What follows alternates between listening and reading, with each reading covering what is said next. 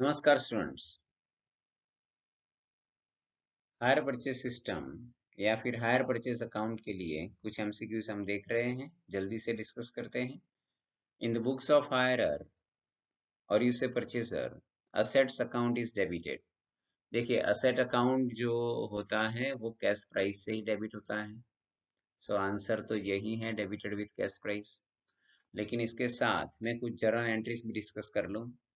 जब हम परचेज करते हैं तब एक सिंपल सा रूल है, असेट आपने परचेज की है, so asset comes in the business, so asset account debited, क्योंकि रियल अकाउंट का रूल है ना, debit what comes in, credit what goes out. और पर्सनल अकाउंट का रूल है, debit the receiver, credit the giver.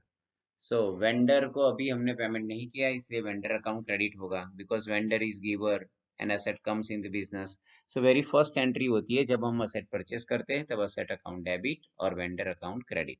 और किस अमाउंट से एंट्री होती है? कैश प्राइस से।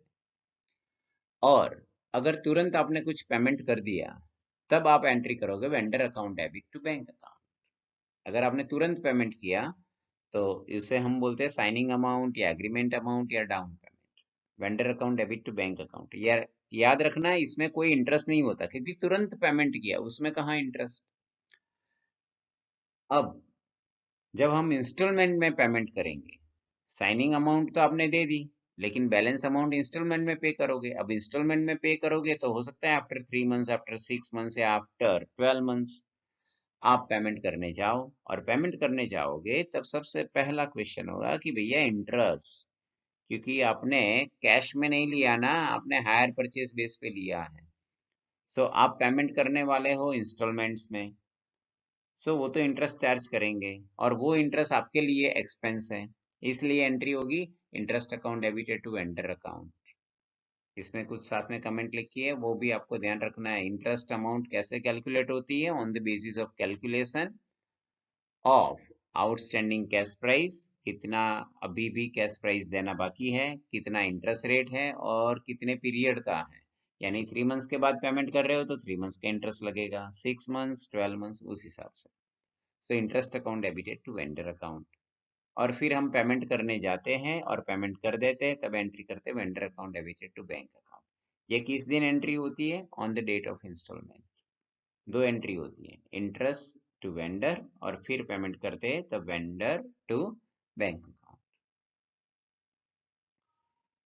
फिर क्या है, जब ईयर खत्म होता है तब हम असेट परचेस करके आए थे ना, सो ईयर खत्म होता है तो पूरे साल यूज किया तो डेप्रिसिएशन कैलकुलेट करेंगे। सो डेप्रिसिएशन की एंट्री होती है डेप्रिसिएशन टू असेट। अब डेप्रिसिएशन जो आपका एक्सपेंस था, इंटरेस्ट जो आपका एक्सपेंस था, दोनों एक्सपेंस अकाउंट को क्लोज करके हम ईयर एंड पे P&L अकाउंट में ट्रांसफर करते हैं। So when interest and depreciation amount are transfer to P&L account, तब एंट्री होती है P&L account debit to interest account to depreciation account. ये लास्ट 3 एंट्रीज है ना, वो एवरी ईयर रिपीट होती है, एवरी ईयर। जब तक आप इंस्टॉलमेंट पे करोगे तब तक ये 2 एंट्रीज, जब तक आपकी असेट चलेगी तब तक डेप्रिसिएशन कैलकुलेट करोगे, ये एंट्री। और ईयर एंड पे कोई भी एक्सपेंस होता है उसका अकाउंट क्लोज करके P&L अकाउंट में ट्रांसफर करना होता है, तब ये एंट्री। यानी ये एंट्रीज रिपीटेड एंट्री है। अगर इसका पोस्टिंग कर दोगे ना तो लेजर्स बन जाएंगे, वेंडर का लेजर, असेट का लेजर, फिर डेप्रिसिएशन का लेजर, है ना। चलिए next. In higher purchase system the amount of interest is charge. अब भी मैंने बोला कि इंटरेस्ट, इंटरेस्ट एंड डेप्रिसिएशन, ये सब कुछ कहाँ पे चार्ज होता है? ईयर एंड पे प्रॉफिट एंड लॉस अकाउंट। सो आपका आंसर होगा प्रॉफिट एंड लॉस।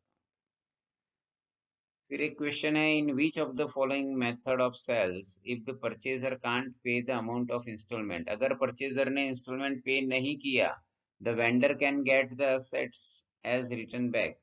तो फिर वेंडर क्या करेगा? आपने जो असेट ली थी ना उसको वापस ले लेगा। अब ये किस मेथड में होता है? ये सिर्फ हायर परचेज सिस्टम में हो सकता है, क्योंकि हायर परचेज सिस्टम में आप जो पेमेंट करते हो ना, उसको हायर चार्जेस बोला जाता है। उसे क्या बोला जाता है? Higher charges. और ऑनरशिप आपकी नहीं होती, आपकी ऑनरशिप कब होती है? After making last payment. So ownership is transferred after making last payment.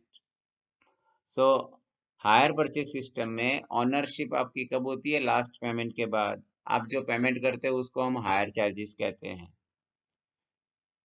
तो इसका आंसर है हायर परचेस। लेकिन साथ साथ में डिस्कस कर लेते हैं इंस्टॉलमेंट बेस्ड परचेस क्या होता है। इंस्टॉलमेंट बेस्ड परचेस का मतलब ये होता है जिस दिन आपने परचेस किया और फर्स्ट पेमेंट किया उसी दिन ओनरशिप आपकी। So ownership is transferred at the time of making first payment. जैसे ही फर्स्ट पेमेंट किया ओनरशिप आपकी हो जाएगी और आप जो रेगुलर पेमेंट करोगे उसे हम कहते हैं instalment, or termed instalment. Risk किसका? अब देखिए यहाँ पे ऑनरशिप किसकी थी इंस्टॉलमेंट बेस में? जिसने परचेस किया उसकी ऑनरशिप, तो अब रिस्क भी उसका। कुछ भी होगा तो उसको मैनेज करना पड़ेगा। All the risk are borne by the buyer from the first day.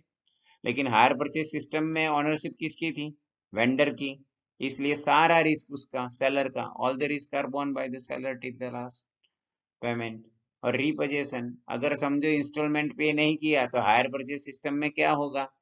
वो गुड्स वापस लेके जाएगा या असेट वापस लेके जाएगा। So seller has right to repossession. लेकिन इस केस में seller does not have right to repossession. Seller वापस लेके नहीं जा सकता क्योंकि ओनरशिप इसकी हो गई है ना। सो ये याद रखना, कई बार थ्योरी में ये डिफरेंस आ जाता है।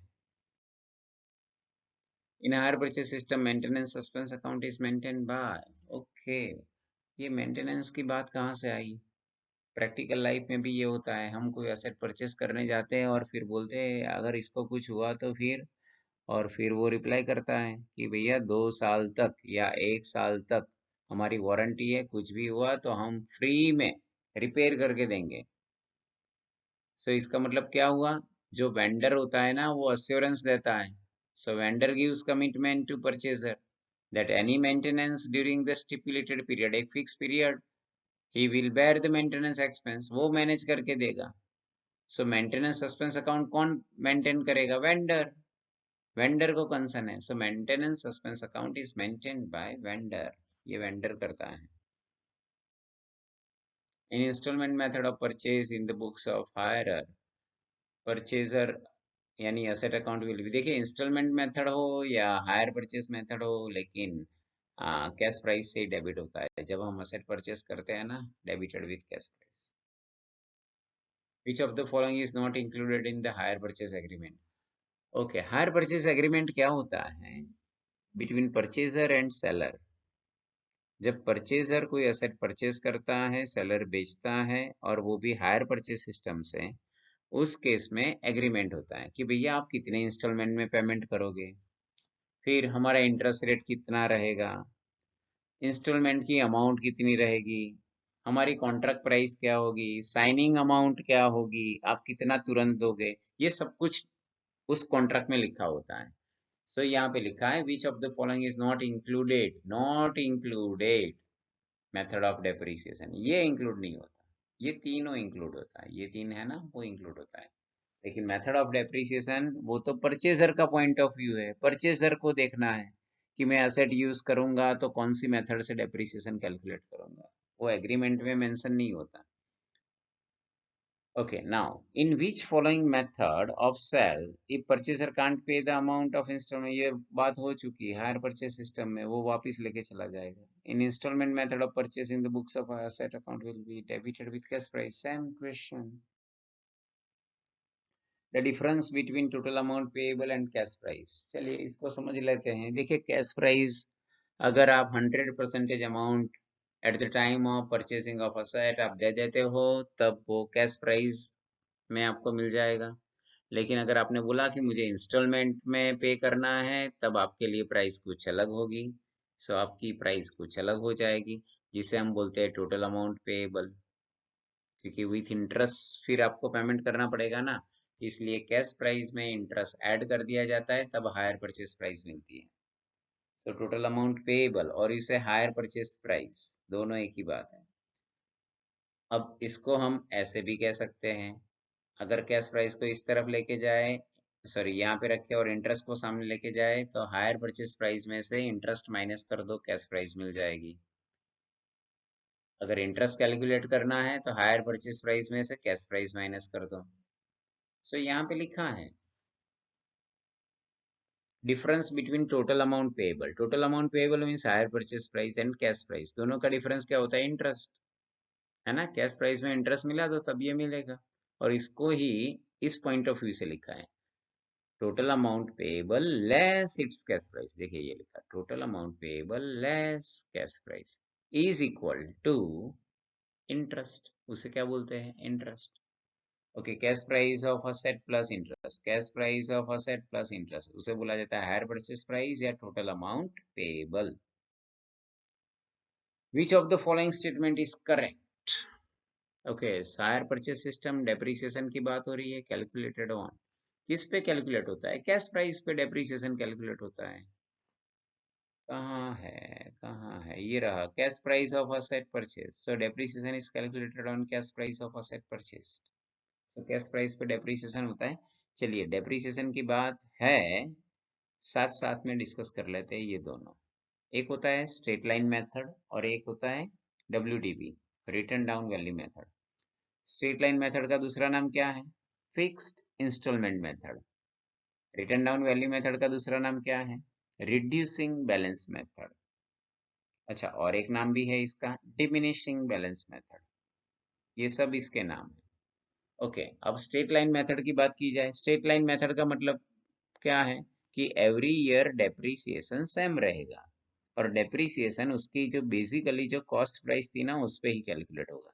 देखिए यहाँ पे फर्स्ट ईयर यूज किया, 5 लाख पे डेप्रिसिएशन कैलकुलेट किया, सेकेंड ईयर यूज किया 5 लाख पे किया, थर्ड ईयर यूज किया 5 लाख पे किया। So every year depreciation amount is remain same, क्योंकि कॉस्ट प्राइस तो वही रहेगी, उसमें कोई चेंज नहीं होगा। सो स्ट्रेट लाइन मेथड में डेप्रिसिएशन एवरी ईयर सेम रहता है। लेकिन रिटर्न डाउन वैल्यू मेथड में क्या होता है, एवरी ईयर वैल्यू असेट की चेंज होती है, डेप्रिसिएशन भी चेंज हो जाता है, उसे बोला जाता है रिटर्न डाउन वैल्यू मेथड। जैसे 5 लाख की असेट थी, फर्स्ट ईयर 10% के हिसाब से 50,000 डेप्रिसिएशन कैलकुलेट किया। सो अब बैलेंस कितना रहा, 4,50,000 ईयर एंड पे। सो अब सेकेंड ईयर की इस पे करोगे 4,50,000 पे 45,000 माइनस किया, अब इतना बचा। अब इस पे, इसे बोला जाता है रिटर्न डाउन वैल्यू मेथड। जो बैलेंस बचता है उस पे डेप्रिसिएशन कैलकुलेट होता है। सो इसमें every year depreciation amount change होती रहती है ना। ओके, सो आंसर आपका ये है, cash price of asset purchase. Which of the following statement is correct? Higher purchase system की बात है, इंटरेस्ट की बात है। इंटरेस्ट किस पे होता है, देखिए ये इंटरेस्ट, इंटरेस्ट किस पे होता है, आपका जो ओपनिंग बैलेंस होता है ना कैश प्राइस का, जो आउटस्टैंडिंग कैश प्राइस है उस पे इंटरेस्ट चार्ज होता है। सो ये आउटस्टैंडिंग कैश प्राइस, ये आंसर होगा आपका, आउटस्टैंडिंग कैश प्राइस, उस पे इंटरेस्ट चार्ज होता है। ये एक बड़ा क्वेश्चन है जो MCQ में है कि 4,200 paid eight the time of contract, यानी इसे साइनिंग अमाउंट कहेंगे हम, और साइनिंग अमाउंट में कोई इंटरेस्ट नहीं होता। 4 annual instalments were paid respectively, और 4 इंस्टॉलमेंट्स दे दिए हैं per annum. Rate of interest 10%। Find out cash price of machine. Okay, देखिए इतना तो दे दिया है आपको, ये गिवन है, ये जो पार्ट है ना वो क्वेश्चन में गिवन है, 4,200 साइनिंग अमाउंट, और ये 1 2 3 4 इंस्टॉलमेंट्स जो यहाँ पे है ना। सो इसका टोटल अगर करोगे ना तो उसे हम कहते हैं हायर परचेज प्राइस, क्योंकि हमने टोटल इतना पेमेंट किया, total payable amount, higher purchase price. Question क्या है, कैश प्राइस फाइंड करनी है। अब इसकी कैश प्राइस कितनी, ये तो हायर परचेज प्राइस है। सो हायर परचेज प्राइस में से इंटरेस्ट निकाल दो, कैश प्राइस मिल जाएगी। चलिए चेक करते हैं कैसे करेंगे इसे। देखिए याद रखना, जब हम लास्ट इंस्टॉलमेंट का पेमेंट करते हैं ना, तो फिर लास्ट में closing balance of cash price कुछ नहीं बचता, क्योंकि लास्ट इंस्टॉलमेंट का पेमेंट किया, इसका मतलब कि अब कुछ बाकी नहीं है। सो यहाँ पे डैश कर दीजिए, ठीक है। इंस्टॉलमेंट कितना था, 1980। रेट ऑफ इंटरेस्ट कितना है, 10%। और ये एनुअल इंस्टॉलमेंट है, तो देखिए ये फॉर्मूला यूज कर लीजिए, interest in last instalment 1980 multiply with interest rate divide by 100 plus interest rate. Interest rate कितना, 10, और 100 प्लस 10, 110। सो 1980 में आपका इंटरेस्ट कितना होगा, 180। अब 1980 में से 180 निकाल दीजिए, 1,800। और ये आपने पेमेंट किसके लिए किया, कैश प्राइस के लिए। आपने टोटल पेमेंट 1980 किया, लेकिन 1980 में 180 तो इंटरेस्ट का दिया। कैश प्राइस के लिए कितना दिया? 1800। इसका मतलब 1800 आपका बैलेंस होगा आउटस्टैंडिंग बिगिनिंग में। सो ये अमाउंट मैंने यहाँ पे लिखी है। अब ये अमाउंट यहाँ से जाएगी यहाँ पे, क्योंकि यहाँ पे ओपनिंग, सो लास्ट ईयर का क्लोजिंग होना चाहिए। अब 1800 आउटस्टैंडिंग था और पेमेंट किया था सेकेंड लास्ट 2820। अब इन दोनों को मिला देंगे और फिर 10% है 10/110। सो इंटरेस्ट मिल गया। अब ये जो अमाउंट पे की उसमें इंटरेस्ट इतना है। So cash price credited towards cash price, इसमें से इसको माइनस कर दीजिए, ये मिल जाएगा 2400। सो अब 1800 प्लस 2400, इन दोनों को प्लस करके आप ओपनिंग बैलेंस फाइंड कर सकते हो। अब ये ओपनिंग लास्ट ईयर का क्या होगा? क्लोजिंग। अब 4200 प्लस इंस्टॉलमेंट 3720, इन दोनों को मिला दीजिए। अब 10% है तो 10/110 करेंगे। सो इंटरेस्ट मिला 720। सो इसमें 720 इंटरेस्ट, इसमें से इंटरेस्ट माइनस करो, आपको amount credited towards cash price मिल जाएगा। अब इन दोनों का टोटल कर दीजिए, आगे आ जाइए। बस इस हिसाब से करते जाइए, आपको परचेज प्राइस मिल सॉरी कैश प्राइस मिल जाएगी 15,000, है ना।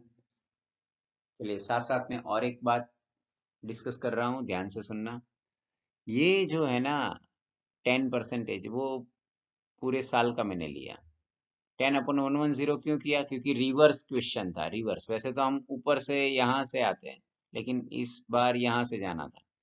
लेकिन 10/110 किया क्योंकि एनुअल इंस्टॉलमेंट था। लेकिन यहाँ पे अगर ऐसा बोला होता कि 4 सेमी एनुअल इंस्टॉलमेंट्स, यानी एवरी 6 मंथ्स, तब मैं इस इंटरेस्ट रेट को 10% जो पूरे साल का था 6 मंथ्स के हिसाब से यहाँ पे लिख देता 5/105। मैंने क्या बोला, सुना आपने? 5/105। क्यों? क्योंकि 6 मंथ्स का है। अगर पूरे साल का है तब तो कोई क्वेश्चन नहीं है 10/110, लेकिन 6 मंथ्स का होता है तो 5/105। ओके, चलिए नेक्स्ट। सेम क्वेश्चन है, मैं डिस्कस नहीं करूंगा, आप खुद सॉल्व कीजिए। 4 इंस्टॉलमेंट्स दिया है और ये साइनिंग अमाउंट है, ये इस हिसाब से दे दिया है। तो अभी मैंने डिस्कस किया ना, कितने परसेंटेज है? 10।